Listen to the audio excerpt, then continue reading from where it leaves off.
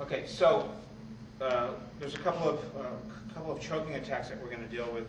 One is from the front, and one is from a rear strangulation choke.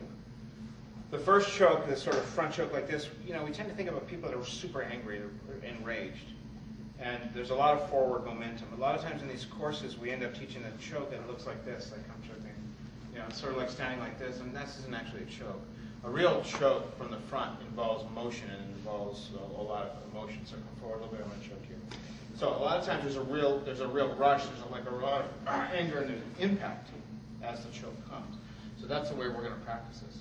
Now, obviously, the first thing I'm going to do when he comes to choke me, is I'm going to move. I don't want to let him choke me. Okay?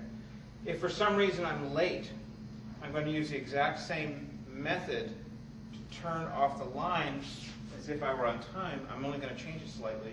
So when he chokes me this time, what I'm going to do is I wanted to move this way, but I'm late. My body's still going to do the same motion. It's just that my hand is going to touch the inside of his wrist. And as I turn, I'm going to push his hand off my neck. I'm going to move. So step back a little bit, come get me. When he chokes me, he starts to push me back. Step, move.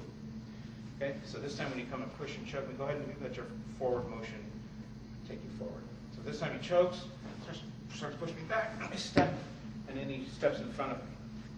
This gives me a chance to go right to a restraint if I have the presence of mind and it seems like an important thing to do. Or, which just might be more likely because this is very threatening, is after I move and he goes forward, I'm going to be able to exit and get away from him. So we'll look at it again. Comes to choke me, I want to move. If I'm late and he chokes me, I want to do the same motion. Right? If I'm late and he chokes me, come through, I'm going to move and he's going to come past me. Okay? Again, I need to be, some people will ask, well, how far do I have to turn? It's like it depends on where he is because I need to be in relationship to him. If he chokes and I move and he stays there, then I'm oriented to him this way. If he comes through, like his power's coming through, hard. And he comes in, then I'm going to be oriented toward him this way. It depends on where he is.